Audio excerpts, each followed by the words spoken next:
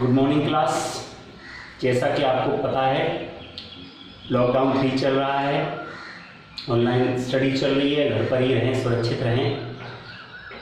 पहली कक्षाओं में आपको बहुत सारी चीज़ों के बारे में बता दिया गया है। इंटरमीडिएट की क्लासेस में इंग्लिश ग्रामर में दूसरा टॉपिक चल रहा है जिसका नाम है सिंथेसिस, और सिंथेसिस का ये 5वां रूल है, 5th रूल, जिसका नाम है नाउन और फ्रेज इन अपोजिशन। अच्छी तरह से समझना है आपको, ध्यान से।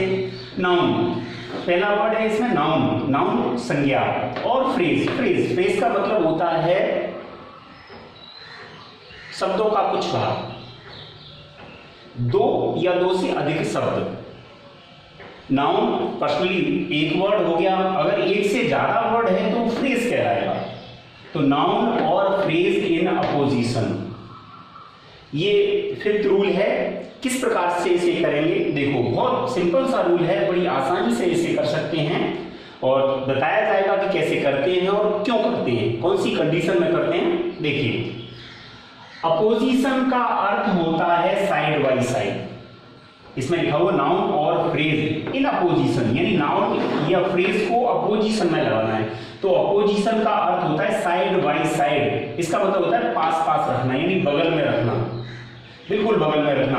अतः नाउन या फ्रेज को या तो एक वर्ड हो नाउन या एक से ज्यादा वर्ड हो फ्रेज, उसको उस नाउन के बगल में रखा जाता है जिसकी वह व्याख्या करता है। यानी 2 से अधिक नाउन दे रखी होंगी, उनमें से एक नाउन को उस दूसरी नाउन के बगल में इस प्रकार से रखा जाता है जिस नाउन की वो व्याख्या करता है।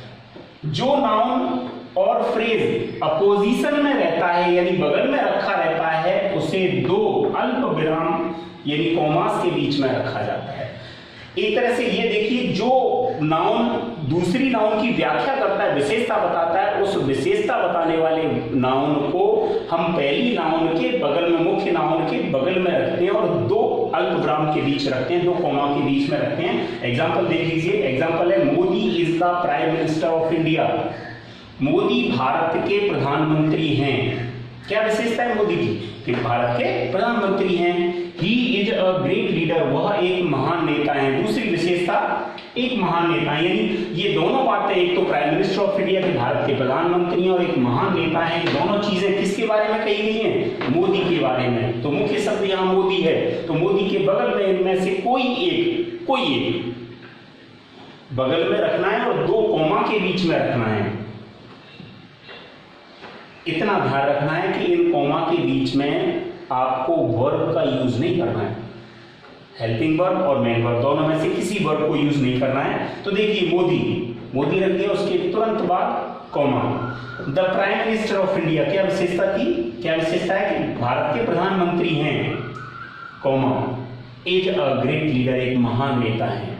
दूसरे वाले फ्रेज को जोड़ते हैं, दूसरे वाले क्लास को जोड़ते हैं, तो हेल्पिंग वर्ब या मेन वर्ब का यूज कर सकते हैं। तो इस प्रकार से 2 या 2 से अधिक सिंपल सेंटेंस को जोड़कर एक सिंपल सेंटेंस में नाउन या फ्रेज इन अपोजिशन के द्वारा बड़ी आसानी से बदला जाता है। और देखिए, ये विधि कब यूज आती है, मेथड कब यूज किया जाता है? इस विधि का प्रयोग तब किया जाता है जब विभिन्न वाक्यों में कोई ऐसे 2 नाउन्स हों, 2 संज्ञा हों जो एक ही व्यक्ति या वस्तु या स्थान को प्रकट करते हैं।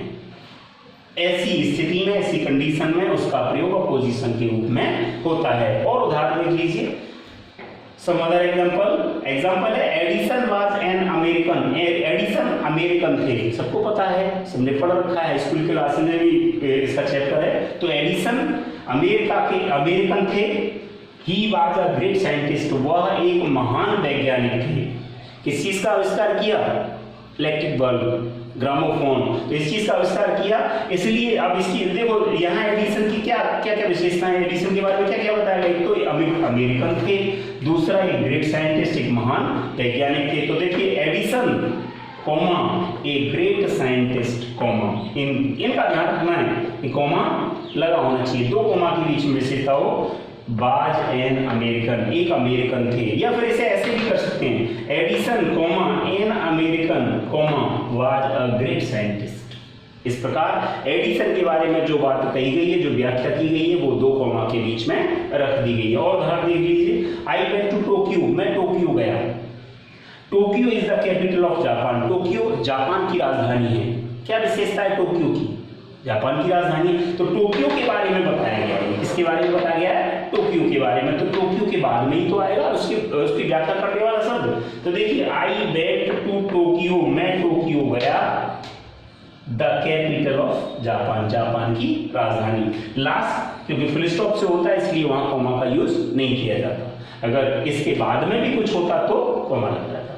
तो इस प्रकार से 2 या 2 से अधिक सिंपल सेंटेंसेस को विद सिंपल सेंटेंस में रूल नाउन और फ्रेज इन अपोजिशन के द्वारा बड़ी आसानी से चेंज किया जाता है।